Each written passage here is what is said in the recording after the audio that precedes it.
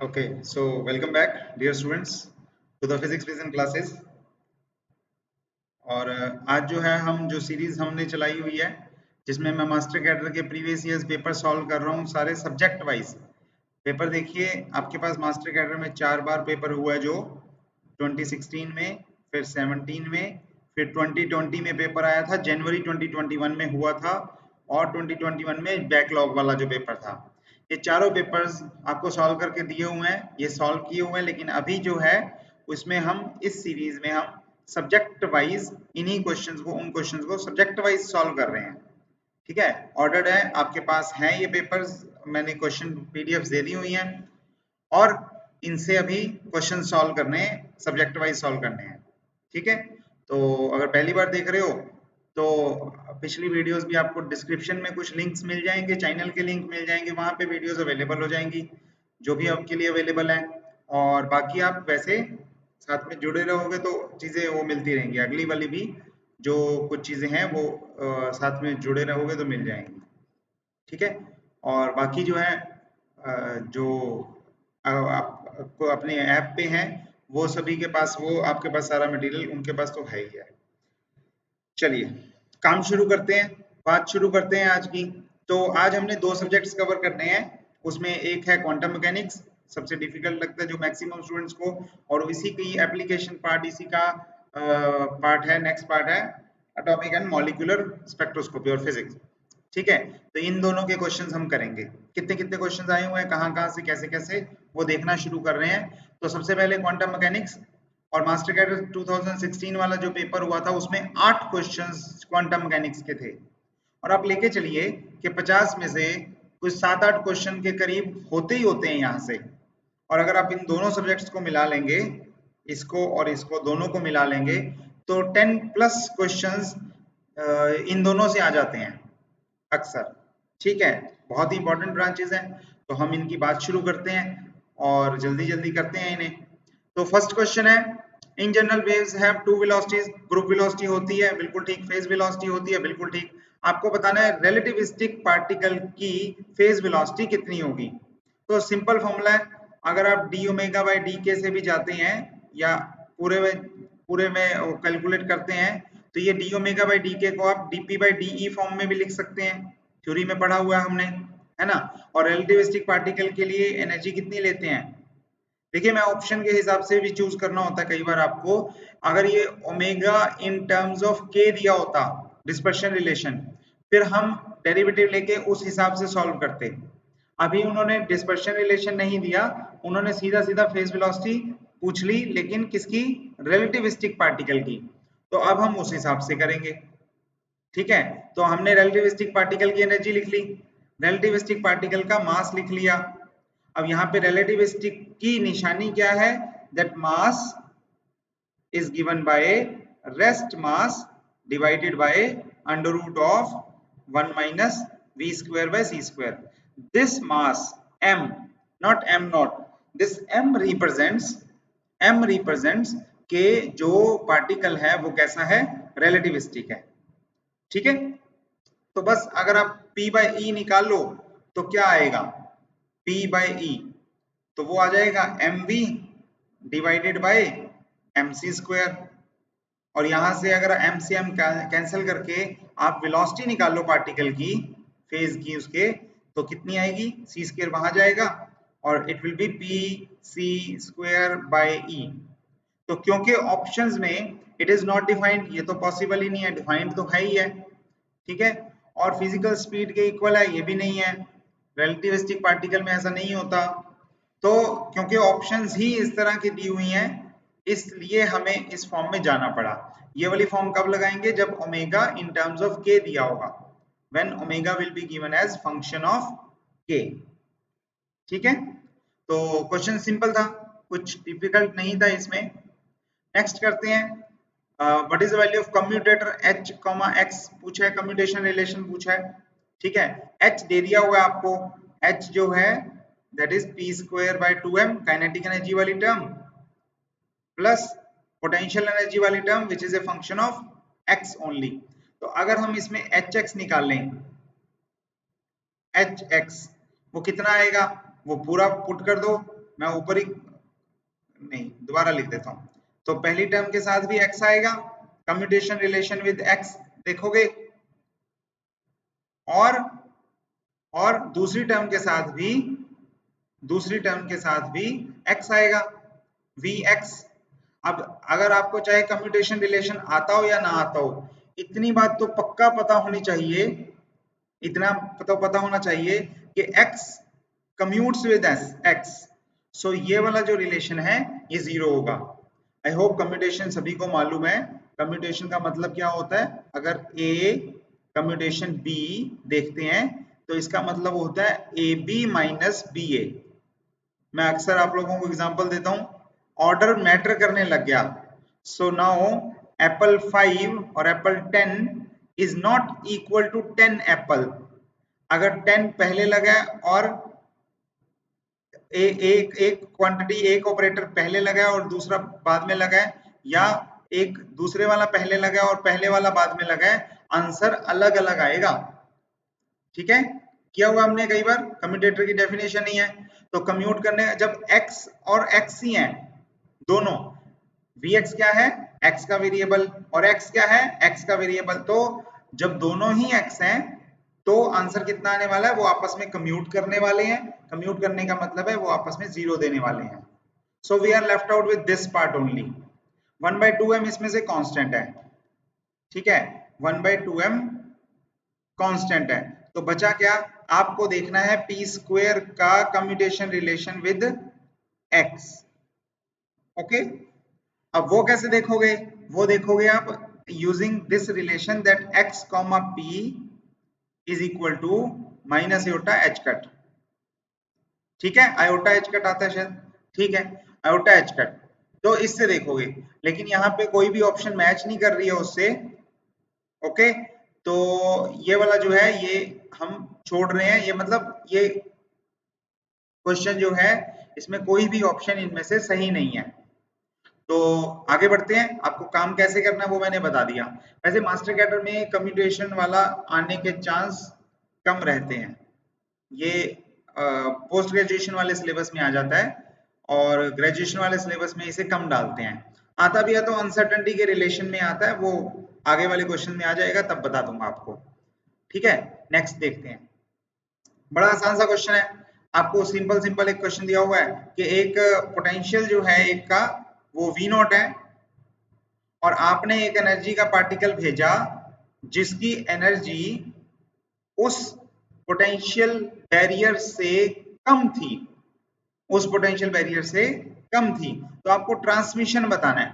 ये ऐसे है जैसे आपने दीवार पे बॉल फेंकी, शीशे की दीवार नहीं थी, ईंट की दीवार, तो उसको तोड़ने के लिए जितना एनर्जी चाहिए वो ज्यादा है, और जितनी एनर्जी से आपने चीज को, पार्टिकल को थ्रो किया वो कम है, because E is less than V naught, तो ट्रांसमिशन कितना होगा, it will be zero. So option B will be correct. ठीक है, option B will be correct. पहले वाले में भी देख लूं, करेक्ट बता दिया था ना, यहाँ पे ऑप्शन सी वाज करेक्ट। तो इस तरह से आंसर जीरो आ गया, बिल्कुल सिंपल क्वेश्चन है। ठीक है, अब ऑफ कोर्स आप कह सकते हो कि पार्टिकल टनल भी तो कर सकता है, क्योंकि एनर्जी कम में भी पार्टिकल क्वांटम मैकेनिकली क्रॉस कर जाता है, टनलिंग बोलते हैं उसे, पढ़ा हुआ है हमने, सारा डिटेल में पढ़ा हुआ है ना।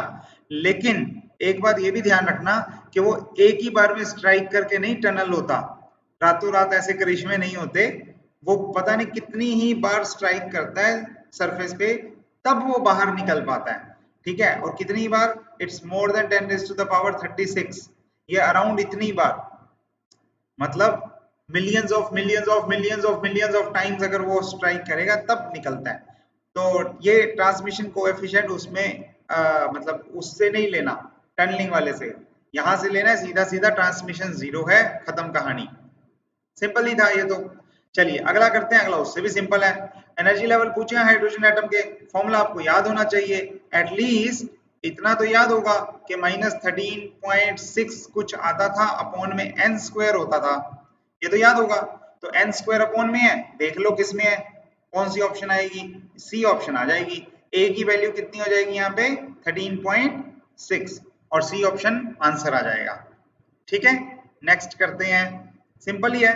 अब मतलब क्वांटम में देखिए क्वेश्चन बहुत आते हैं और आते भी सिंपल है, बहुत टिपिकल क्वेश्चन नहीं बनते हैं क्वांटम से। ओके, तो अगला जो है एक वेव फंक्शन आपको दे दिया, आपको पता भी लग गया होगा कि ये फाई वाला पार्ट है हाइड्रोजन एटम प्रॉब्लम का, बहुत बार किया है हमने, पूरा आर्टिकल समझा था तब भी बड़ी डिटेल में तसल्ली से किया था। Okay, so this is a e minus iota M phi. आपको करना है नॉर्मलाइज। नॉर्मलाइज करने में क्या है, कोई दिक्कत नहीं है। नॉर्मलाइज करने में क्या रहता है, आप लेते हो ना Sai star Sai, Sai star Sai into D Sai D x, जो भी लेना है, और इक्वल टू कितना हो जाएगा, इक्वल टू 1, ये ले देना है विद इन द लिमिट्स। कौन सी, माइनस इंफिनिटी टू इंफिनिटी। ये है जनरल फॉर्मूला, राइट। ये जनरल फॉर्मूला है इसका, इसका साई स्टार साई नॉर्मलाइजेशन का, नॉर्मलाइज का। अब यहाँ पे वेरिएबल देख लो कौन कौन है और किस तरह से वो काम कर रहा है, उससे आंसर निकल जाएगा आपको। करो, क्या होगा, वेरिएबल है साई स्टार इसका ए ई आयोटा एम फाई, और दूसरा भी क्या होगा, स्टार लगा दूं पहले, तो मैं यहाँ पे ए स्टार लगा देता हूँ, यहाँ पे माइनस लगा देता हूँ, और इसके बाद होगा A E iota M phi, psi भी लिख दिया। और वेरिएबल कौन है, एक्स थोड़ी है, वेरिएबल है फाई। वेरिएबल कौन है, वेरिएबल है फाई। और फाई की लिमिट्स क्या होती हैं, रेडियल, आपने जब स्फेरिकल पोलर कोऑर्डिनेट्स करवाए थे आपको, और वैसे भी आपको मालूम होगा कि उसमें फाई के लिमिट्स आर फ्रॉम 0 टू 2 पाई, ठीक है। ये माइनस एयोटा फाई वाला फैक्टर, ई पावर एयोटा फाई वाला फैक्टर टोटल मिलके 1 दे देंगे, है ना। और ये क्या दे देगा, A star A will be A square, और अंदर हो जाएगा 1, 0 to 2 pi 1 into D phi, this is equal to 1। अब इसका इंटीग्रल कितना होगा, फाई होगा, है ना। फाई को आप कहां से कहां तक देखोगे, 0 to 2 pi, which will be 2 pi minus 0, और बाहर कितना है, ए स्क्वायर। तो ये टर्म किसके इक्वल आ जाएगी, ये टर्म आ जाएगी ए स्क्वायर इंटू 2 पाई के, right. And this is equal to 1 implies a square कितना हुआ, यस, बोलो जल्दी से, लिख लो, मेरे से पहले लिख लो, A square is equal to 1 upon 2 pi, right. और अगर A square equal to 1 upon 2 pi है तो ए कितना होगा, under root of 1 upon 2 pi, यानी कि option C is the correct answer. Simple था, कोई मुश्किल वाली बात नहीं है। आगे देखते हैं, ये और भी सिंपल है, इसमें तो सीधा डेफिनेशन ही पूछी हुई है।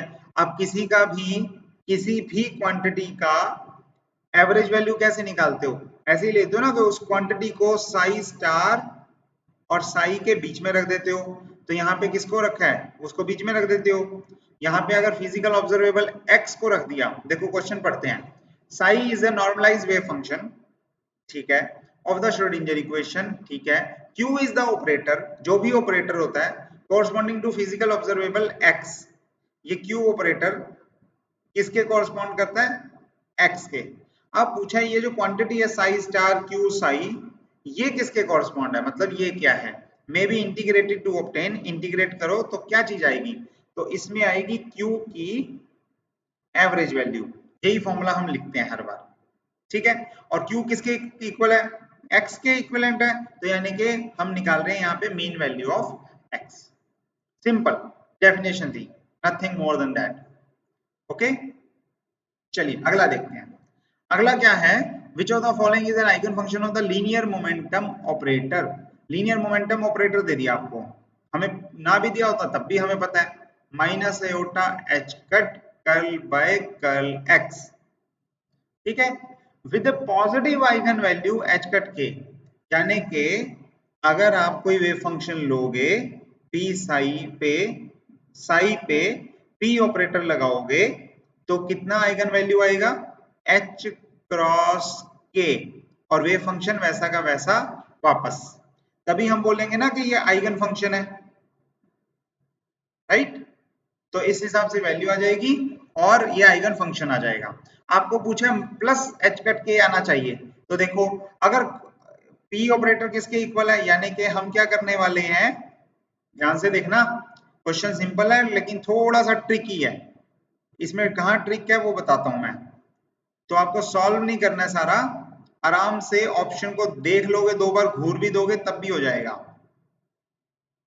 ओके, तो अब आपको ये देखना है कि कौन सा वेव फंक्शन है जिसका आप डेरिवेटिव लोगे विद रिस्पेक्ट टू एक्स, उसे मल्टीप्लाई करोगे माइनस एयोटा एच कट से, तो सामने आएगा एच कट के, यानी कि एच कट से एच कट काट भी दो तो कौन से का रिजल्ट माइनस आयोटा से मल्टीप्लाई करने के बाद के आएगा। ठीक है, और माइनस आयोटा को उधर ले जाओ तो ये क्या बन गया, ये बन गया के upon minus iota, minus iota ऊपर आके क्या बन जाएगा प्लस आयोटा, यानी कि हो जाएगा आयोटा के। तो आपको ये देखना है कि कौन से फंक्शन का डेरिवेटिव आयोटा के आने वाला है, कौन से फंक्शन का डेरिवेटिव आयोटा के आएगा। ठीक है, तो cos के x का कितना आएगा, के बाहर आएगा, और वैसे भी ये फंक्शन नहीं है क्योंकि cos का हो जाना है साइन, हमें वेव फंक्शन वैसा का वैसा चाहिए, तो ये नहीं है वेव फंक्शन, आइगन फंक्शन नहीं है ये, साइन का हो जाएगा डेरिवेटिव लेने पे cos, तो ये भी नहीं हो सकता। अब बचे माइनस आयोटा के और एक ये e पावर प्लस आयोटा के x, हमें क्या चाहिए, एक में बाहर क्या आएगा डेरिवेटिव लेने से, डेरिवेटिव लेने से बाहर आएगा माइनस आयोटा के, और ये वैसा का वैसा बच जाएगा। दूसरे में क्या आएगा प्लस आयोटा के, और ये वेव फंक्शन वैसा का वैसा। अब आप देखो हमने क्या सीखा था, हमें क्या चाहिए प्लस आयोटा के चाहिए ना, तो प्लस आयोटा के इसमें बाहर आया, इसमें तो माइनस वाला आया दूसरे में, तो ये गलत है और ये डी ऑप्शन ठीक है। ठीक है, सिंपल था, कोई मुश्किल वाली बात नहीं हुई, आराम से निकल गया। लास्ट क्वेश्चन इस पेपर का क्वांटम मैकेनिक्स का बिल्कुल स्ट्रेट फॉरवर्ड है, आपसे पूछा है वेव फंक्शन आइडेंटिकल फर्मियंस का एंटी सिमेट्रिक है अंडर पार्टिकल एक्सचेंज, कौन सी प्रॉपर्टी है ये, तो ये by definition poly exclusion principle है। पॉली प्रिंसिपल क्या बोलता है, एक बार मैं सारे प्रिंसिपल्स बता देता हूं। पॉलिस प्रिंसिपल कहता है कि फर्मियन यानी कि जिनकी इंटीग्रल स्पिन नहीं होगी, जिनकी स्पिन हाफ इंटीग्रल होगी, उनका टोटल वेव फंक्शन कैसा बनेगा, एंटी सिमेट्रिक बनेगा। उसकी डेफिनेशन ही इस बात से है कि इन हाफ इंटीग्रल स्पिन वाले पार्टिकल्स की जो प्रॉपर्टी है, जो टोटल वेव फंक्शन है, that will be anti symmetric. Okay, अच्छा दूसरा कौन सा है मैं बता देता हूँ सारे प्रिंसिपल्स बाकी भी। हाइसेनबर्ग अनसर्टेनिटी प्रिंसिपल, इसमें जो है वो क्या बोलता है, वो बोलता है कि जो कैनोनिकल कॉन्जुगेट यानी कि x के साथ मोमेंटम, पोजीशन के साथ मोमेंटम, और मोमेंटम का x कंपोनेंट होना चाहिए, y में y कंपोनेंट, z में z कंपोनेंट, एंगुलर डिस्प्लेसमेंट के साथ क्या होगा एंगुलर मोमेंटम, और टाइम के साथ क्या होगा एनर्जी। ये जो कैनोनिकल कॉन्जुगेट पेयर्स बोलते हैं इन्हें, ये जो एक दूसरे के कॉन्जुगेट वेरिएबल्स हैं जो आपस में कम्यूट नहीं करते, जो आपस में कम्यूट नहीं करते, उनको साइमल्टेनियसली दोनों को निकालना, उनको मेजर करना पॉसिबल, दोनों को मेजर करना पॉसिबल नहीं है। ठीक है, the variables can not be found and measured simultaneously with the desired accuracy, मतलब डिजायर्ड एक्यूरेसी तक नहीं निकाल सकते हम। थर्ड क्या है बोस-आइंस्टाइन कंडेंसेशन, ये तो आपको मालूम ही है, इसमें क्या होता है बोसोन्स जो होते हैं, पार्टिकल्स जो होते हैं वो कंडेंस कर जाते हैं, उसी स्टेट में आना चाहते हैं सारे जिसमें एक है, तो फर्मियंस क्या करते हैं जिस स्टेट में एक है उसमें दूसरा ना आए, ये पॉली प्रिंसिपल है। जिस स्टेट में एक बोसोन है उसी स्टेट में बाकी भी सभी बोसोन्स आ जाएं, ये बोस-आइंस्टाइन कंडेंसेशन है। और लास्ट बोहर कॉरस्पॉन्डेंस प्रिंसिपल, इसमें क्या है, इसमें है कि अगर आप हायर वैल्यू ऑफ एन लोगे, high value of n principal quantum number कह लो, एन लोगे, तो क्लासिकल मैकेनिक्स के रिजल्ट्स अप्रोच होने लग जाएंगे क्वांटम मैकेनिक्स वाले, क्वांटम मैकेनिक्स के रिजल्ट्स क्लासिकल मैकेनिक्स पे बनने शुरू हो जाएंगे, मतलब वो सेम रिजल्ट्स देने लग जाते हैं। ठीक है, for higher values of N.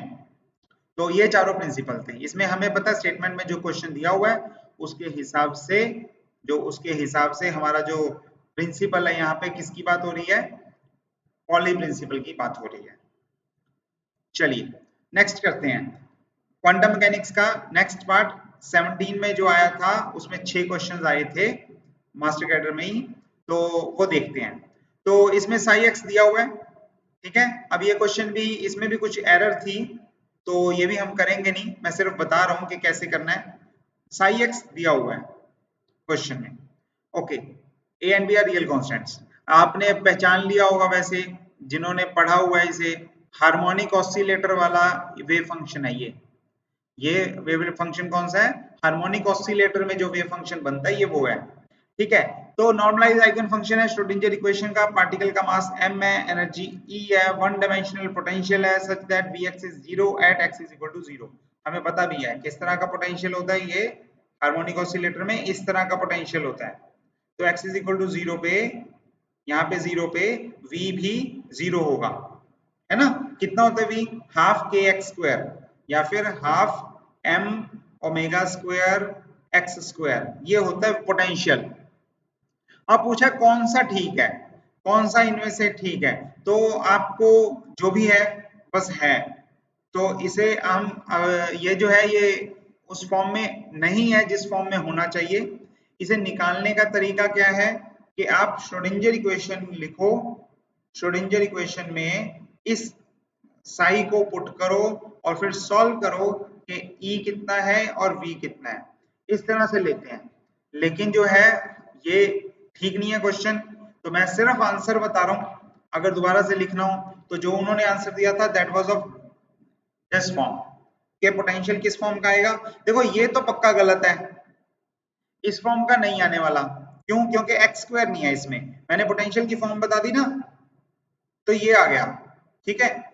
और एनर्जी भी इस फॉर्म की नहीं आती, एनर्जी में एक्स स्क्वायर डिपेंडेंस नहीं होती, तो ये भी पक्का गलत है, ठीक।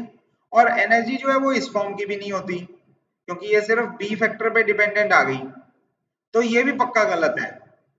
लेकिन अगर आप सिर्फ फॉर्म देखो ना, तो हमें चाहिए v जो प्रोपोर्शनल हो एक्स स्क्वायर के, दैट्स इट। और एनर्जी भी आपको याद है, energy E n is equal to n plus half h cut omega, ऐसा होता है ना। तो यानी कि एनर्जी कैसी फॉर्म की हो जिसमें एच कट हो और ओमेगा हो, तो आएगा तो इन दोनों में से ही कोई, उसमें से भी v की फॉर्म हमें पता लग रही है एक्स स्क्वायर वाली, हाफ के एक्स स्क्वायर वाली, बाकी सब कांस्टेंट है। इस तरह से तो ठीक है, लेकिन ये क्वेश्चन जो है बहुत लेंथी है, बहुत लेंथी क्वेश्चन है, और ये वैसे सॉल्व करने वाला पेपर में नहीं है, ठीक है, ये नहीं है सॉल्व करने वाला। तो उस हिसाब से अगर मैं बताऊं तो इस क्वेश्चन में आप सीधा सीधा एस्टीमेट लगाओगे, जो वो सिर्फ और सिर्फ फॉर्म देख के लगाओगे और कुछ नहीं। और जब हम कैलकुलेशन करते हैं ना एग्जैक्ट, तो ये आंसर 100% मैच भी नहीं करता उसमें, तो it's okay, but it doesn't matter, उस फॉर्म में नहीं है ये, कोई बात नहीं, ठीक। लेकिन आपको क्या देखना है आपको देखना है फॉर्म, फॉर्म मैच कर गई, इसको सही आंसर बना दो, दैट्स इट, चलेगा काम, ठीक है। आगे देखते हैं, ऐसे क्वेश्चन मिल जाते हैं पेपर में, कोई बात नहीं है, कोई दिक्कत वाली बात नहीं है ज्यादा। अच्छा, ये वाला हम कर चुके हैं, और कर चुके हैं तो बस सी आंसर ठीक है, जिसमें ए की वैल्यू कितनी है 13.6 है, ये रिपीट था क्वेश्चन, इट्स ओके। नेक्स्ट ये हम कर चुके हैं, ये भी रिपीट है, अभी अभी किया, तो ए की वैल्यू कितनी है 1/√2 है, ये भी हो गया, सिंपल था। नेक्स्ट जो है Franck Hertz experiment, wow, Franck Hertz experiment पूछा है, ठीक है। और ये पूछा है कि ये फ्रैंक हर्ट्ज एक्सपेरिमेंट जो था वो कौन सा रिजल्ट शो करता था उसमें, तो आपको पता होना चाहिए electrons are always scattered elastically from atoms, electrons are never scattered elastically, उसने इसकी तो बात ही नहीं की थी, ठीक है। अगर आपको याद हो तो उसने इलेक्ट्रॉन्स को भेजा था और उनकी आयोनाइजेशन एटम्स की चेक करी थी, और कुछ इस तरह से कर्व आता था उसमें कि एक फिक्स वैल्यूज पे, यहाँ पे क्या है पोटेंशियल है, यहाँ पे क्या है करंट है, तो कुछ फिक्स वैल्यूज के लिए करंट जो है वो पीक पे जाता है और बाकी सभी वैल्यूज के लिए करंट कम है या कम होता रहता है। ठीक है, तो ये पीक वैल्यूज को उसने आयोनाइजेशन में ले लिया था। इससे हमें पता लगा था कि electrons of certain energy are lost by electrons is discrete, मतलब जो कुछ टाइपिंग मिस्टेक होगी, 2 बार इलेक्ट्रॉन्स लिखा हुआ है ना, कोई बात नहीं, स्टेटमेंट तो ठीक है। मतलब ये फिक्स है कि जो एनर्जी लॉस जो आयोनाइजेशन हो रही है वो डिस्क्रीट फॉर्म की है। यहाँ पे वो या तो इस पोटेंशियल पे होती है या इस पोटेंशियल पे होती है या इस पोटेंशियल पे होती है, पीक वाले पे। इस तरह से वो एक्सपेरिमेंट ने डेमोन्स्ट्रेट किया था that basically atomic energy levels are quantized, ये उसने बोला था। उस रिजल्ट हमें उसे रिजल्ट मिला था। ठीक है, तो इसमें इलास्टिकली इनइलास्टिक की बात नहीं थी, इसमें थी एटॉमिक एनर्जी लेवल्स के क्वांटाइजेशन की बात। ओके, चलिए आगे देखते हैं। हैमिल्टोनियन ऑपरेटर बहुत बेसिक क्वेश्चन है। Hamiltonian operator in the Schrodinger equation can be formed. Hamiltonian operator किसी से डराइव नहीं होता है, ठीक है, आप लिख लेते हो classically it is kinetic energy plus potential energy, ठीक है वैसे लिखने को, लेकिन इट डजंट मीन कि वो श्रोडिंगर इक्वेशन में जो आया है वो इससे से ड्राइव हुआ है, वो इन चीजों से ड्राइव नहीं होता। तो सब्स्टिट्यूट इनमें से किसी को भी सब्स्टिट्यूट करके वो नहीं आता, तो आंसर इसका हो जाएगा नन ऑफ दीज। ठीक है, और लास्ट क्वेश्चन मास्टर कैडर 17 का हम कर चुके हैं। वही positive eigen value h cut के का मतलब है हमें पॉजिटिव जो है डेरिवेटिव देखने के बाद जो वैल्यू आनी चाहिए वो आनी चाहिए प्लस आयोटा के, है ना, और वो है डी ऑप्शन में, आंसर डी हो जाएगा। ये भी हम कर चुके हैं। आगे बढ़ते हैं। मास्टर कैडर 2020 में जो जनवरी 2021 में पेपर हुआ था उसमें फिर से 8 क्वेश्चंस आए हैं क्वांटम मैकेनिक्स के। मैंने कहा ना इतने क्वेश्चंस क्वांटम मैकेनिक्स के बन ही जाते हैं। ठीक है, तो ये देख लेते हैं। Ionization energy of hydrogen atom, ये आपको याद ही होगा। आयोनाइजेशन एनर्जी में फॉर्मूला हम ये 13.6 बाई एन स्क्वायर लिखते हैं ना, तो n को 1 पुट कर दोगे तो आयोनाइजेशन एनर्जी निकल जाएगी। सिर्फ आपने यूनिट्स का ध्यान रखना है। 13.6 जूल नहीं, 13.6 MeV नहीं, 13.6 EV यस। तो ये फॉर्मूला में ये भी याद रखना कि ये इलेक्ट्रॉन वोल्ट्स में होती है। 13.6 बाई एन स्क्वायर जो फॉर्मूला है उसमें एनर्जी के यूनिट्स इलेक्ट्रॉन वोल्ट हैं। ठीक है, तो आंसर आ जाएगा, खत्म कहानी, बी ऑप्शन आंसर आ गया। हो गया एक। नेक्स्ट देखते हैं। Uncertainty principle is applicable to. अब यहाँ पे बड़ी अच्छी चीज है, अनसर्टेनिटी प्रिंसिपल एप्लीकेबल पूछा है। एप्लीकेबल, एप्लीकेबल देखिए वो लार्ज सिस्टम पे भी है, ओनली लिखा हुआ है तो ये ऑप्शन गलत हो गई। वो स्मॉल सिस्टम पे भी है लेकिन ओनली लिखा हुआ है तो ये भी ऑप्शन गलत हो गई। और सब एटॉमिक पार्टिकल्स पे भी एप्लीकेबल है लेकिन ओनली लिखा हुआ है तो ये भी गई। यहाँ पे देखो बोथ सब एटॉमिक एंड लार्ज, मतलब वो एप्लीकेबल सभी पे है। डी ऑप्शन सही है आंसर। हाँ, एक चीज और, अगर आप रेलिवेंट पूछो, रेलिवेंट उसका फायदा कहाँ है, वो ऑब्जर्वेबल कहाँ है, उसका इफेक्ट दिखता कहाँ है, फिर वो आ जाता है सिर्फ माइक्रोस्कोपिक रेजाइम्स में, माइक्रोस्कोपिक लेवल पे, जहां माइक्रोस्कोपिक बात हो रही है और कोई बात नहीं हो रही, वहां पे ये रेलिवेंट भी है। लेकिन अगर आप एप्लीकेबल पूछ रहे हो फिर सब कुछ आएगा। ठीक है चलिए आगे देखते हैं। तो अगला क्या है, Compton shift depends upon, Compton shift depends upon. अब कॉम्पटन इफेक्ट वाला आर्टिकल करा हुआ पूरा हमने, ठीक है, और सिंपल सा आर्टिकल है, कोई मुश्किल वाली बात नहीं है, आपको फॉर्मूला उसका पता होना चाहिए। तो जब उसमें हम करते हैं, हम यही करते हैं ना कि फोटोन आ रहा है, फोटोन आ रहा है, इलेक्ट्रॉन से, फ्री इलेक्ट्रॉन से यहाँ से टकराएगा, अपनी कुछ एनर्जी इसको दे देगा और कुछ एनर्जी के साथ खुद चला जाएगा और कुछ एनर्जी इसको दे देगा। ठीक है, उसमें डिफरेंस भी आता होता है, कॉम्पटन शिफ्ट जो है उसमें ये भी आता होता है कि फॉर्मूला जो है कॉम्पटन में ये भी आता होता है कि डिफरेंस फोटो इलेक्ट्रिक के साथ देखो, उसमें क्या होता है कि फोटो इलेक्ट्रिक इफेक्ट में सारी की सारी एनर्जी फोटोन जो है वो ट्रांसफर कर देता है, लेकिन कॉम्पटन इफेक्ट में वो कुछ एनर्जी ट्रांसफर करता है और कुछ एनर्जी अपने पास रखता है। ठीक है, तो मान लो हाई एनर्जी का ब्लू फोटोन आया जिसकी एनर्जी ज्यादा है, और तो क्या होगा, ब्लू फोटोन नहीं जाएगा, रेड फोटोन चला जाएगा क्योंकि उसकी एनर्जी कम है, और बाकी का जो एनर्जी है वो कहां गया, वो उसने इलेक्ट्रॉन को दे दिया। इस तरह से भी देखते हैं। अब इसमें पूछा सिर्फ कॉम्पटन शिफ्ट। कॉम्पटन शिफ्ट क्या चीज है कि पहले वाले की वेवलेंथ अलग थी, है ना, और दूसरे वाले की वेवलेंथ अलग थी। क्यों? क्योंकि उसने अपनी एनर्जी उसे दूसरे को इलेक्ट्रॉन को दे दी हुई है। तो एनर्जी में वो शिफ्ट या वेवलेंथ में जो शिफ्ट आ जाता है उसे हम बोल देते हैं इस तरह से। ठीक है, किस पे डिपेंड करती है, ये डिपेंड करती है एंगल ऑफ स्कैटरिंग पे। एंगल ऑफ स्कैटरिंग पे उसमें फॉर्मूला आप देखोगे तो 1 माइनस cos फाई करके फॉर्मूला आता है, और जितना एंगल ज्यादा उतना शिफ्ट ज्यादा, उस तरह से हम इसे ले लेते हैं। ओके, या एंगल ज्यादा से कम डिपेंडेंस आ जाती है, मेन बात ये है। ओके, फॉर्मूला एग्जैक्ट देख लेना। अच्छा, नेक्स्ट क्या है, probability density of state is always, पता ही है कैसी होती है, इमेजिनरी तो होने से रही। प्रोबेबिलिटी डेंसिटी क्योंकि ये प्रोबेबिलिटी को रिप्रेजेंट कर रही है, फिजिकल क्वांटिटी को रिप्रेजेंट कर रही है, तो ये डेंसिटी जो है वो जीरो नहीं होगी, इमेजिनरी नहीं होगी, रियल होगी। तो ए ऑप्शन करेक्ट आंसर है। Next, wavelength of matter waves is independent of wavelength of matter wave, तो क्या लिखते हो, lambda is equal to h over m v, h over m v लिखते हो ना। तो वो फॉर्मूले से अगर आप देखो, मास पे डिपेंडेंस है, वेलोसिटी पे है, मोमेंटम पे है, लेकिन चार्ज पे नहीं है, तो डी ऑप्शन जो है वो सही आंसर आ जाएगा। नेक्स्ट देखो, मैटर वेव्स आर लॉन्गिट्यूडनल है कि ईएम है कि travel with speed of light, travel of speed of light ये तो देखो हो ही नहीं सकता।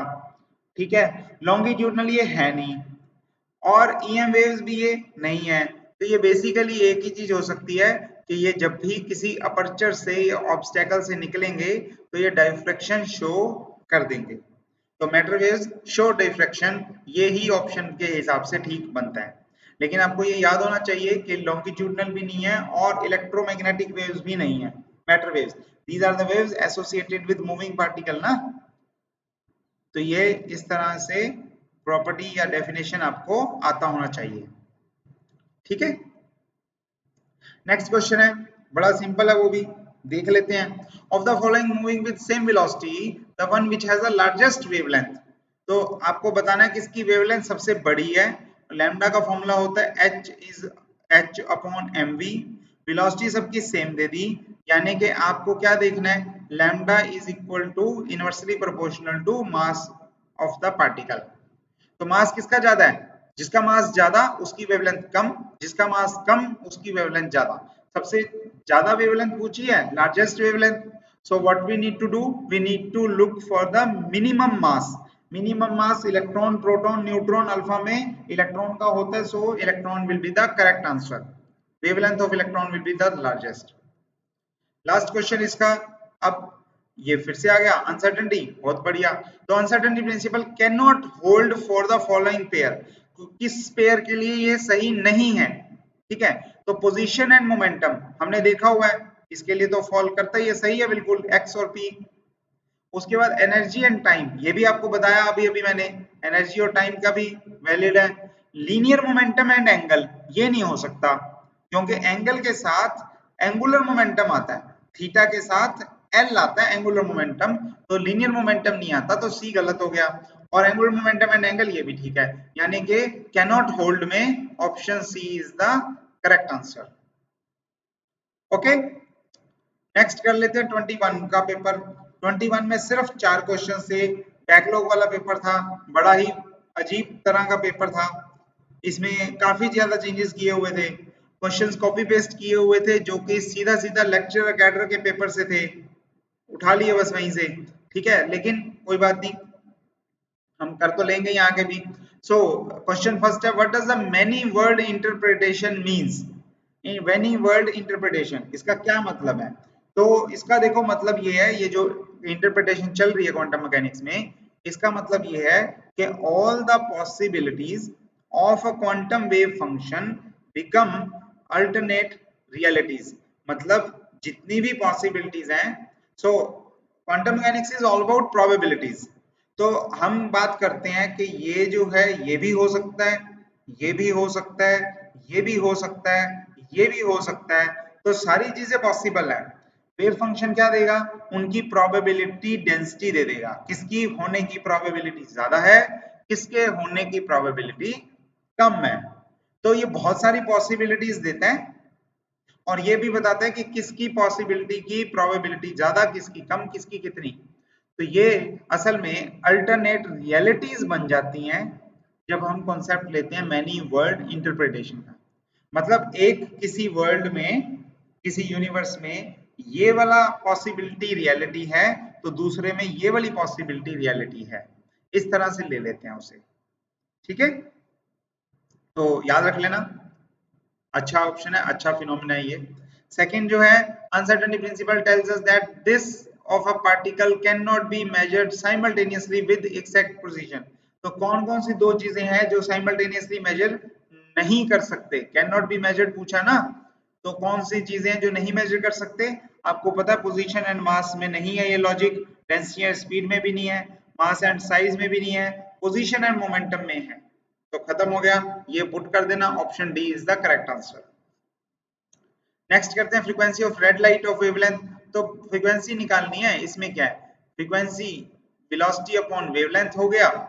आप वेलोसिटी पुट कर दो 3 × 10⁸ और वेवलेंथ भी पुट कर दो 6800 × 10⁻10 सॉल्व कर लो, आंसर आ जाएगा। ये -10 और ये 2, ये ऊपर काट के इसे 6 कर देगा, ये 10 ऊपर जाएगा, ये हो जाएगा 10⁻16। 16 को मैं लिख रहा हूँ 14 और ये हो जाएगा 300। ठीक है, डिवाइडेड बाय 68। तो अगर 68 4 कितने होते हैं? 276, 274 है ना?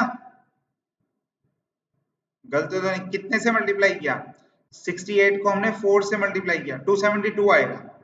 272, तो 4 पॉइंट समथिंग आंसर आ जाएगा। It will be something like 4 point something into 10⁻14। Okay, option देख लो, option C is the correct answer for this. ठीक हो गया, सिंपल सा क्वेश्चन था, सिंपल सा फॉर्मूला है, बच्चे भी लगा लेते हैं ये वाला फॉर्मूला। तो नेक्स्ट क्वेश्चन देख लेते हैं, लास्ट है इसका, कि कौन सा होगा। तो आपको बताना है फोटॉन्स, उनका quanta of electromagnetic waves have momentum. तो फोटॉन्स का मोमेंटम कितना होता है? एनर्जी अपॉन सी, एनर्जी होती है h न्यू अपॉन सी, यानी कि एनर्जी किस पे, मोमेंटम किस पे डिपेंड कर रहा है? फ्रीक्वेंसी पे, डायरेक्टली प्रोपोर्शनल। ऑप्शन ए ही होगी ये, तो बी और सी डी गलती होंगे, बस मोमेंटम जो है इस पे डिपेंड करता है। तो ये आ गया आंसर हमारा। ओके, तो सिंपल ही है, कोई मुश्किल वाली बात नहीं है, आराम से हो गए। क्वांटम मैकेनिक्स के चारों सब्जेक्ट्स के, चारों साल के चारों पेपर्स के जितने भी क्वेश्चंस है सब क्वांटम मैकेनिक्स के हो गए हैं हमारे। ठीक है, एक दो क्वेश्चंस में जो है कुछ इन्होंने गलत पूछा हुआ था वो भी मैंने आपको बता दिया है। चलिए, तो अब हम नेक्स्ट पार्ट में मूव कर सकते हैं, which is atomic and molecular physics.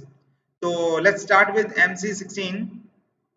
उसमें 5 क्वेश्चंस आए थे और उनके फॉर्मूलाज जल्दी जल्दी सीख लेंगे हम, वो भी हो जाएंगे हमारे, कोई ऐसी दिक्कत वाली बात नहीं है, राइट। चलो, तो पहला क्वेश्चन देखते हैं, consider the hydrogen molecule H2 as a rigid diatomic rotor of separation. तो R दे दिया, ठीक है, मॉलिक्यूल दे दिया H2, okay, between two protons, ये बड़ा अच्छा है, बिटवीन टू प्रोटॉन्स, 2 प्रोटॉन वाला सिस्टम है, ओके, बहुत बढ़िया। Calculate the energy of L is equal to 3 level, L is equal to 3 level, बहुत ठीक। स्पिन दिया नहीं हुआ, स्पिन को 0 मान लो, तो टोटल J कितना हो जाएगा? J भी 3 हो जाएगा। ठीक है, क्यों मैंने लिया J को? क्योंकि रोटेशनल स्पेक्ट्रा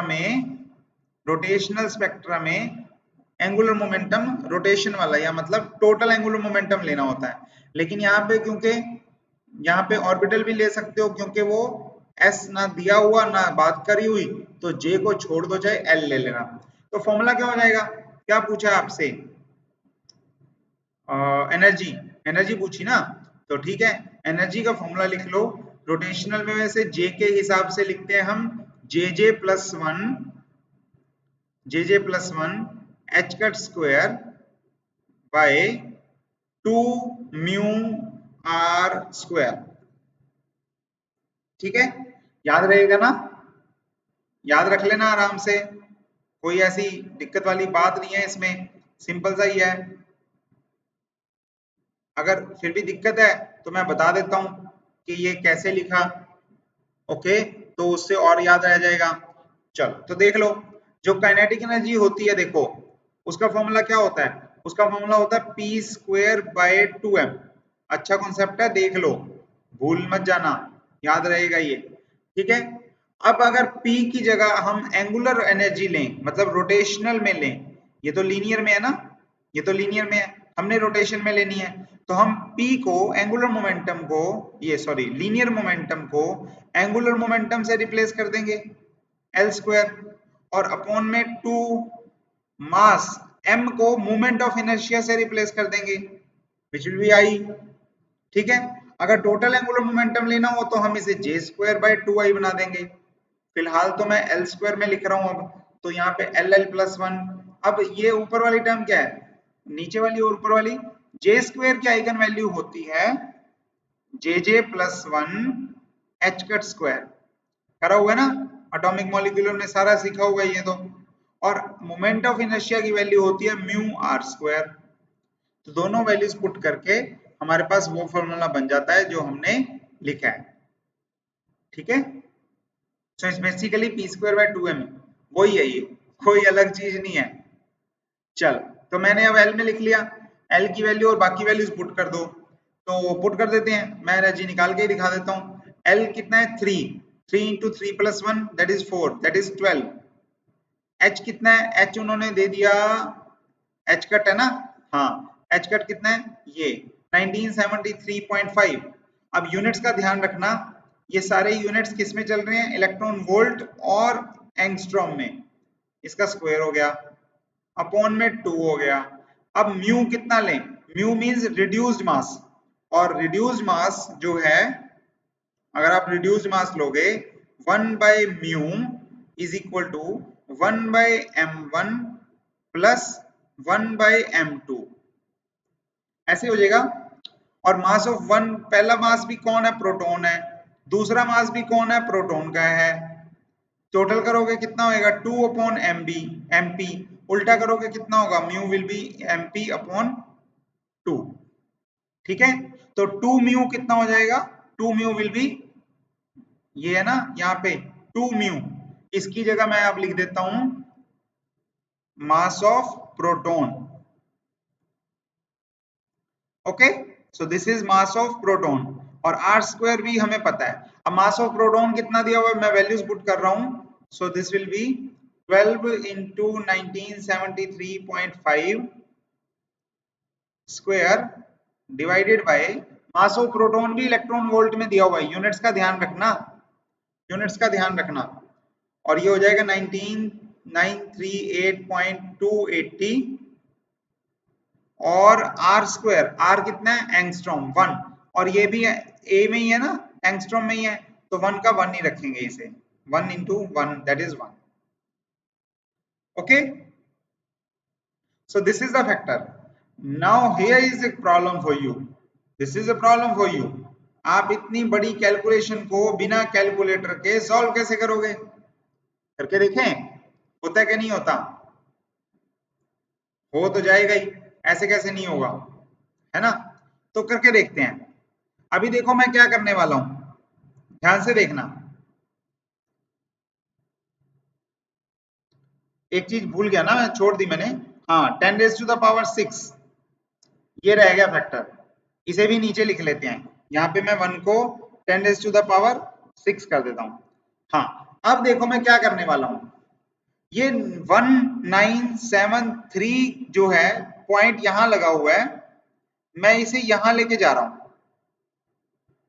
ठीक है, तो ये क्या बनेगा, ये बनेगा 12 into 1.9 into 1.9, और 3 जीरोस में पीछे लेके गया, यानी कि 10⁻³ का स्क्वायर यानी कि 10⁶, और अपॉन में 938.28 इंटू 10⁶। तो आई होप समझ गए आप कि ये काम मैंने क्यों किया। तो ये जो फैक्टर है ये सारा कट गया, ठीक हो गया। अब अगला देखो, अगर मैं 1.9 को अप्रोक्सीमेटली 2 मान लूं और ये भी 2 हो गया, तो 12 into 2 that is 24, 24 into 2 that is 48। तो हम मान लेते हैं इसे अप्रोक्सीमेटली 48, क्योंकि हमने 1.9 को 2 मानना है। तो अगर आपने 48 नहीं भी मानना तो आप 46 मान लो, ठीक है, 45 मान लो, अप्रोक्सीमेट लगा रहा हूं मैं। और नीचे वाला जो है मैं उसे 938 की जगह 940 कर देता हूं या 930 कर देता हूं, कुछ भी एक अप्रोक्सीमेट। और जब आप इन दोनों को काटोगे तो 46 2 92, यानी कि अपॉन में 1/2 के आसपास आएगा और एक जीरो आएगी, यानी कि 1/20 आएगा। ये मैंने क्यों किया, क्योंकि मेरे को सिर्फ ऑर्डर चाहिए था। अब ऑप्शंस को देखो ध्यान से, 0.1 यानी कि 10⁻⁻1 10.15, ये एक तो ये हो गया, और दूसरा ये 0.05 और ये 0.005।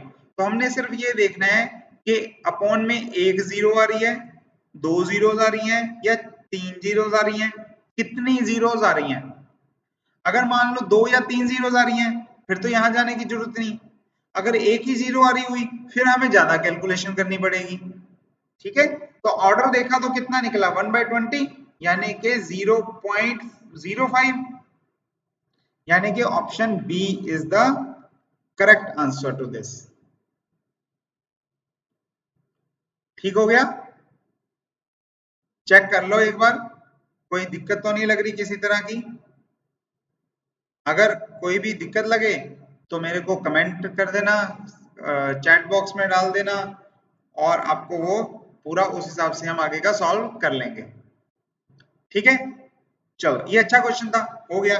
नेक्स्ट क्वेश्चन इजी इजी है, आराम से जल्दी जल्दी हो जाएंगे वो भी, तो कोई मुश्किल वाली बात नहीं है इसमें, ठीक है। अगला क्वेश्चन जो है रमन इफेक्ट पे है, बड़ा इंपॉर्टेंट इफेक्ट है, बड़ा अच्छा इफेक्ट है।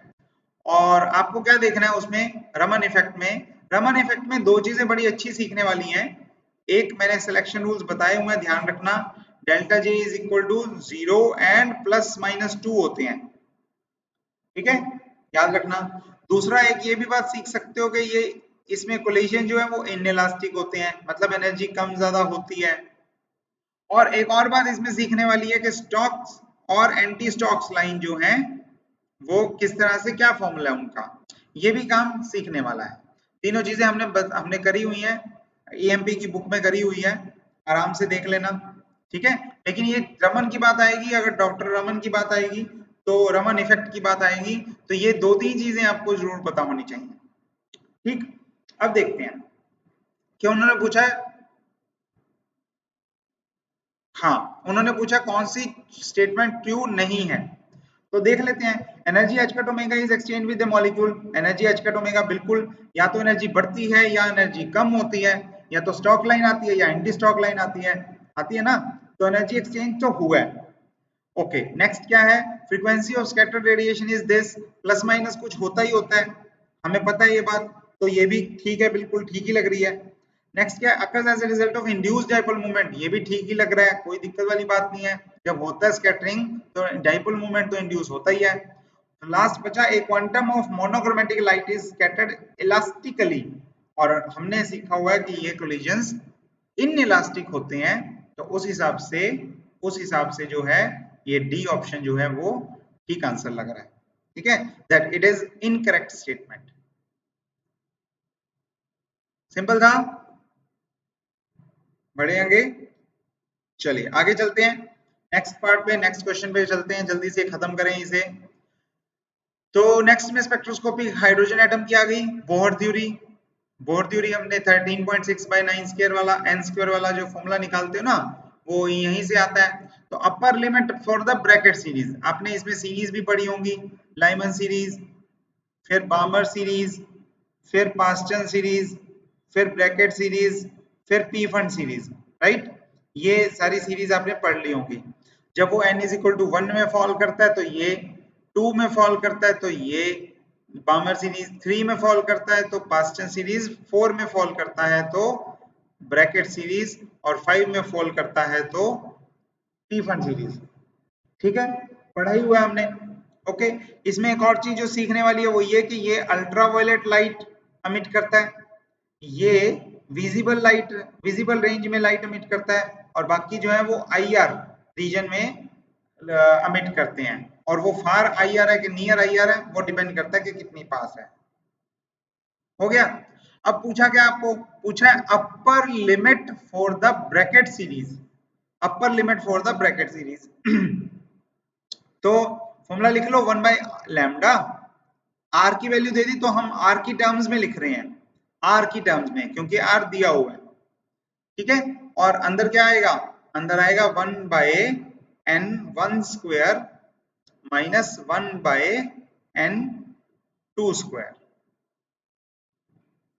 ठीक है, तो अब बामर ब्रैकेट सीरीज है, ब्रैकेट सीरीज में n2 कितना होता है या n1 कितना होता है, 4 होता है, वो माइनस हम बाहर निकाल चुके हैं, एडजस्ट कर चुके हैं। और n2 कितना लेना है, n2 हम लेंगे 5 क्यों लेंगे, क्योंकि अपर लिमिट निकालनी है जो, उसके लिए हमें चाहिए मिनिमम वेवलेंथ, मिनिमम, हाँ मिनिमम एनर्जी। अपर लिमिट के लिए मैक्सिमम वेवलेंथ चाहिए, तो मिनिमम एनर्जी लेंगे। और मिनिमम एनर्जी कब होगी, जब वो 4 में सिर्फ 5 से आ रहा है तो सिर्फ इतना एनर्जी गैप होगा, जब वो 6 से आएगा तो ये एनर्जी गैप होगा, 7 से आएगा तो और ज्यादा एनर्जी गैप होगा, है ना। तो आपको क्या करना है, आपको अपर लिमिट लेनी है, मैक्सिमम वेवलेंथ लेनी है, उसके लिए आपको मिनिमम एनर्जी लेनी है, उसके लिए आपको n1 और n2 में डिफरेंस मिनिमम लेना है। ले लिया, सॉल्व कर लेना, आंसर आ जाएगा। इसकी वैल्यू पुट कर लेना, n1 पुट कर लेना, n2 पुट कर लेना, लैम्डा निकल आएगा। ओके, नेक्स्ट क्वेश्चन देखो, the Zeeman effect, normal Zeeman effect होगा, energy of a spectral line is found to be change in magnetic field, what is the amount of energy change. तो आपको formula याद ही है, energy change हमेशा क्या होता है, magnetic movement dot product with magnetic field. Okay, उस हिसाब से आंसर आ जाएगा। तो सी ऑप्शन जो है वो आंसर हो गया।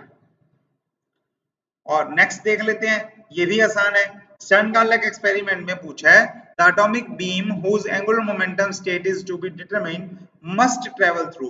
तो जब ओवन से वो निकालते थे लाइट, तो ऊपर ये दोनों लगाते थे ना, मैग्नेटिक फील्ड लगाते थे, तो उसमें जो है आपको पूछा वो किस तरह की मैग्नेटिक फील्ड थी, होमोजीनियस रेडियोस्टैटिक या इनहोमोजीनियस रेडियोस्टैटिक। तो आपको पता होना चाहिए Z का जो फॉर्मूला होता है उसमें प्लस माइनस आता है, यानी कि वो ऊपर जाएगा या नीचे जाएगा, इस तरह से 1/6 आता है। ठीक है, वो फैक्टर तो नॉर्मल आ गया कैलकुलेशन करने पे।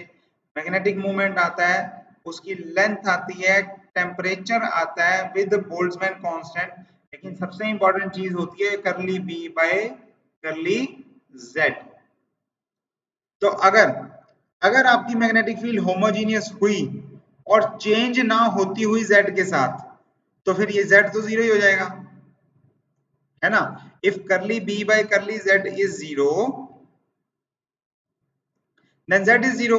और अगर डिफ्लेक्शन जीरो हुई तो मतलब स्टर्नगार्लिक एक्सपेरिमेंट नहीं चल रहा, इस तरह से कह लो।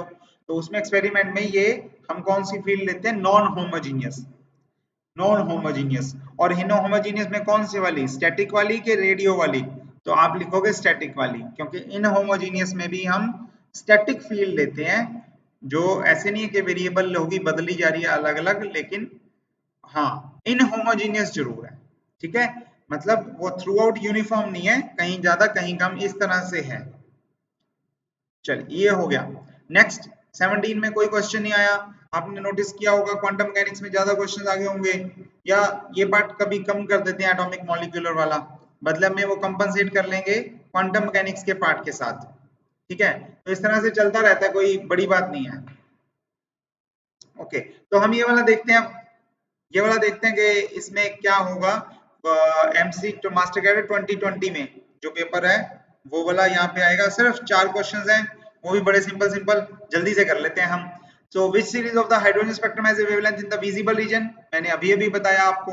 लाइमन किस में देता है? अल्ट्रावायलेट में। उसके बाद कौन सी सीरीज होती है लाइमन के बाद? बामर, बामर देते हैं विजिबल में।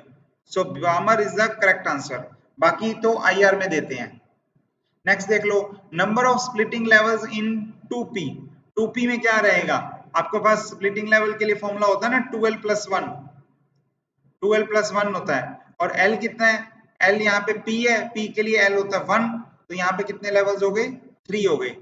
वही करते हो ना px py pz, ऐसे ही लिखते हैं ना, px py pz, यही होता है। आप ऐसे मान लो, अगर ऐसे याद नहीं आ रहा तो ऐसे याद आ गया होगा, ऐसे याद आ जाएगा ना। तो यहाँ पे 3 लेवल्स हम बना देते हैं। यहाँ फिर पहले इसमें जाएगा, फिर इसमें जाएगा, फिर इसमें जाएगा, फिर उल्टा इसमें, इसमें और इसमें, इस तरह से फिलिंग करते हैं। बड़ा बेसिक क्वेश्चन था, पर आ जाते हैं। बड़े बड़े देशों में छोटी छोटी बातें होती ही रहती हैं। तो अगला देखते हैं, वो भी बड़ा सिंपल है, सेम सीरीज भी है। Electron in hydrogen atom jumps from third orbit to second orbit. ठीक है, सेकंड ऑर्बिट में मतलब n इज इक्वल टू 2 में जा रहा है, तो कौन सी सीरीज हुई? बामर सीरीज हुई। ओके, आपको क्या पूछा है? आपको पूछा है वेवलेंथ बताओ जी। तो अभी अभी तो फॉर्मूला लिखा हमने, 1/λ is equal to 1/r, sorry r 1/n1 square minus 1/n2 square. ठीक है, अब आपको n1 n2 दे दी हूं मैं, आपको पता लगेगा कि r तो दिया ही नहीं हुआ, पर r की टर्म्स में ही तो वेवलेंथ पूछी है ना। तो आपको सिर्फ इसे सॉल्व करना है। ये जो कि किसके इक्वल है? ये किसके इक्वल है? ये है 1/2 स्क्वायर यानी कि 4 माइनस 1/3 स्क्वायर यानी कि 9, इसके इक्वल है। r बाहर वैसा का वैसा, और इसको सॉल्व करके कितना आएगा? 36, 9 4 36, और यहाँ पे हो जाएगा 9, यहाँ पे हो जाएगा 4, यहाँ पे हो जाएगा 5/36 r, 5/36। But this is 1/λ, this is not lambda, तो 5/36 पे मत टिक कर देना जल्दी से, इस पे करना है उसके इनवर्स पे, so that will be 36/5r। ठीक है, ध्यान रहे वेवलेंथ पूछी है, वेव नंबर नहीं पूछा, तो सही करके लिखना। Okay, next question, perturbation due to magnetic field कर तो लिया, पहले ही कर लिया। परटर्बेशन कितना होता है? Mu dot B. एनर्जी कितनी आती है? Mu dot B. लेकिन अगर आप देखोगे तो ये माइनस के साथ आती है, परटर्बेशन जो है वो माइनस के साथ आती है। तो यहाँ पे फॉर्मूले में आप देखोगे सही सही कौन सा आएगा? Minus mu dot B. अगर इलेक्ट्रिक फील्ड से पूछा होता तो हम ये लगा देते। ठीक है, यहाँ पे ये मैग्नेटिक मूवमेंट की जगह फिर डाइपोल मूवमेंट बन जाता। तो सिमिलर फॉर्मूले हैं, पढ़े हुए हैं आपने। लास्ट 5 क्वेश्चन रह गए हैं हमारे एएमपी के, बाकी सारे खत्म हो गए, कंप्लीट हो गया ये वाला। तो जल्दी से ये 5 क्वेश्चंस और कर लेते हैं। ठीक है, so let's start with this. Riemann effect could not be proved bye, quantum mechanics में तो प्रूव करते ही हैं, हैमिल्टोनियन ऑपरेटर लगा के ही लेते हैं और एलएस कपलिंग को बीच में काउंट करते हैं। तो बचा एक बोहर मॉडल जो कि प्रूव नहीं करता रीमान इफेक्ट को। Next, of the following term symbols of the np2 atomic configuration, np2 configuration दे दिया हमें, आपको बताना है ग्राउंड स्टेट कौन सी है। बिल्कुल, बहुत बढ़िया। तो क्या करोगे? ऐसे में आप लगाते हो हुंड्स रूल, हुंड्स रूल। ठीक है, वही लगाना है बस, जिसकी मिनिमम एनर्जी होगी वो हुंड्स रूल से पता लग जाएगा, और पता लग जाएगा तो हम उसे आराम से लिख लेंगे, देख लेंगे इनमें से किसका है। हुंड्स रूल में देखो 3 पार्ट्स होते हैं, तो जिन बच्चों को नहीं याद वो दोबारा से देख लो, वैसे आप ये पार्ट केमिस्ट्री में भी पढ़ चुके हो।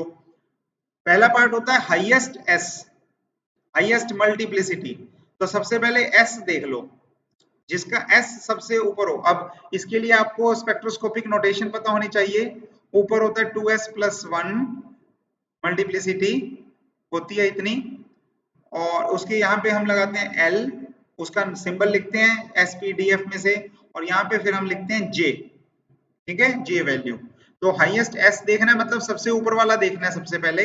इसमें 1 है, इसमें 3 है, फिर 3 है, फिर 3 है, तो 1 वाला तो नहीं होगा, ये तो पक्का हो गया, क्योंकि हमें s बड़ा चाहिए। s बड़ा चाहिए तो 3 3 3 में से कोई होगा। उसके बाद क्या चाहिए हमें, अगर s बराबर आ गए तो हम उसके बाद देखते हैं highest l, highest l, right. और l कितना है, इसमें भी p है, इसमें भी p है और इसमें भी p है, तो तीनों में l 1 है, बराबर है, यानी कि ये भी नहीं। अब थर्ड रूल लगाओ। थर्ड में हम देखते हैं j, लेकिन j देखते हैं या तो l माइनस एस या फिर देखते हैं l plus S, depending upon कि वो हाफ फील्ड से कम है या ज्यादा है। तो अब np2 कॉन्फ़िगरेशन का मतलब कि 3 आ सकते थे मिनिमम, हाफ के लिए भी 6 आ सकते थे टोटल, लेकिन उसमें सिर्फ 2 गए हैं, राइट। np2 2 गए हैं, 2 गए हैं तो ये हाफ फील्ड से कम हो गया, हाफ फील्ड से 3 से कम हो गया। अगर ये कम हो गया तो आप कौन सा फॉर्मूला लगाओगे, आप लगाओगे L माइनस एस वाला, है ना। और L कितना है, L हमारा है 1 और S कितना है, S देखो S है 2s plus 1 is equal to 3. If 2s plus 1 is equal to 3 implies S is equal to 1, और 1 होने का मतलब है S भी 1 L भी 1, यानी कि दोनों का डिफरेंस हो गया 0। तो J कितना आया 0, तो यानी कि जिसमें 3p 0 आ जाए वो बिल्कुल सही आंसर है हमारा, वो ग्राउंड स्टेट है। So this is the ground state, B option answer सही है हमारा। ओके सिंपल ही था, कोई मुश्किल वाली बात नहीं है। बस ध्यान रहे कि हुंस रूल लगाना है ग्राउंड स्टेट निकालने के लिए, जब भी वो इस तरह से लगता है। चलिए नेक्स्ट करते हैं जल्दी से। नेक्स्ट है लैंडेजी फैक्टर। लैंडेजी फैक्टर आपको याद होना चाहिए, जी से लिखते थे, जे सबस्क्रिप्ट लगाते हैं, उसका फॉर्मूला याद होना चाहिए हर बार, 1 प्लस जे जे प्लस 1, ठीक है, J J plus 1 plus S S plus 1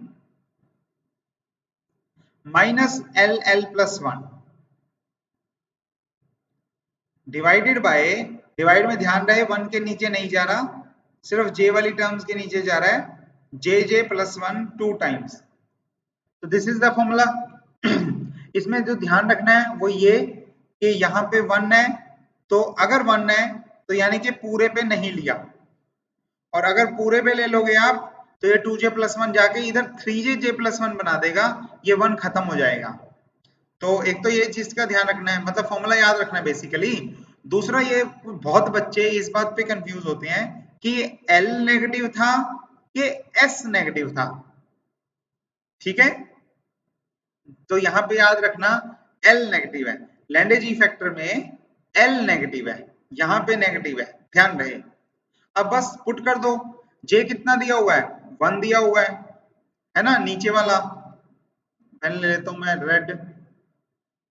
J कितना लिया हुआ है, J दिया हुआ है 1 जो नीचे है इसके, यहाँ पे P कितना है, P मतलब L इज इक्वल टू 1 है, और S कितना है 2s plus 1 is equal to 3, यानी कि S कितना है वो भी 1 है।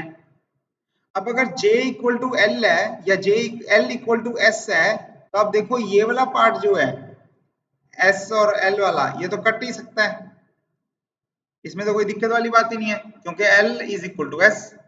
ये क्यों कट गया, क्योंकि L is equal to S है।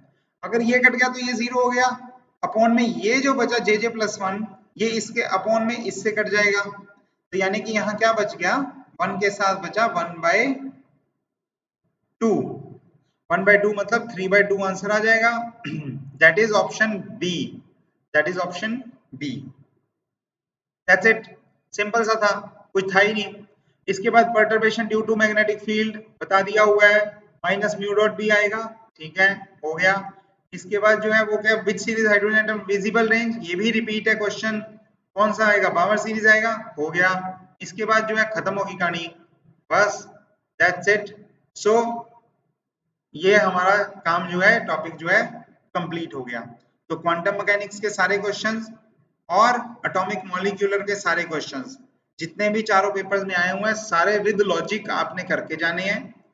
क्वांटम मैकेनिक्स एक बहुत अहम और बहुत इंपॉर्टेंट हिस्सा है किसी भी कंपटीशन के एग्जाम का, तो सिर्फ इसका ही नहीं, और सीखने वाला सब्जेक्ट है बहुत ज्यादा। तो क्वेश्चंस सिंपल आते हैं, मुश्किल नहीं आते, लेकिन सीखने वाला है और अच्छे से प्रैक्टिस करने वाला है। नहीं तो ऑप्शंस काफी ज्यादा ऑप्शंस कंफ्यूजन में गलत कर देते हो आप, तो ध्यान से करना है। किसी भी क्वेश्चन में दिक्कत आए तो मेरे को चैट बॉक्स में डाल दो, कमेंट सेक्शन में डाल दो, कुछ भी लिख दो, ठीक है। वो लिख तो दिया ही करो, कुछ अच्छा अच्छा कुछ लिखोगे तो कम्युनिकेशन बढ़ता है, कम्युनिकेशन करोगे तो कुछ नया सीखोगे, कुछ ज्यादा सीखोगे, मुझे भी लगा रहेगा कि हाँ मेरे साथ जुड़े हुए हो, ठीक है। तो जुड़े रहो साथ में, और कोई भी डाउट्स हो तो मेरे को भेज देना और हम उसे अगली क्लास में डिस्कस कर लेंगे, मैं सारे डाउट्स क्लियर कर दूंगा। ओके, तो चलिए इसी के साथ आज के समाचार समाप्त करते हैं, मिलेंगे अगली मीटिंग में जल्दी ही। बाकी के टॉपिक्स के भी मैं आपको ऐसे ही लेक्चर्स प्रोवाइड कर दूंगा, जो है इससे पहले वाले के भी एटॉमिक मॉलिक्यूलर एटॉमिक के नहीं एनालिटिकल के वाइब्रेशन के उनके मैंने आपको दिए हुए हैं, वो भी वीडियोस आप देख सकते हो, उनसे भी सीखते रहो, काम करते रहो, डाउट्स पूछते रहो और आगे बढ़ते रहो, ठीक है। चलिए मिलते हैं अगली मीटिंग में, तब तक के लिए टेक केयर, शबा खैर, अलविदा, गुड नाइट, और साथ में जुड़े रहना। और क्या रहेगा, हाँ एक चीज रह गई, साथ में जुड़े रहने के लिए शुक्रिया, थैंक यू, धन्यवाद, सी यू सून, ओके।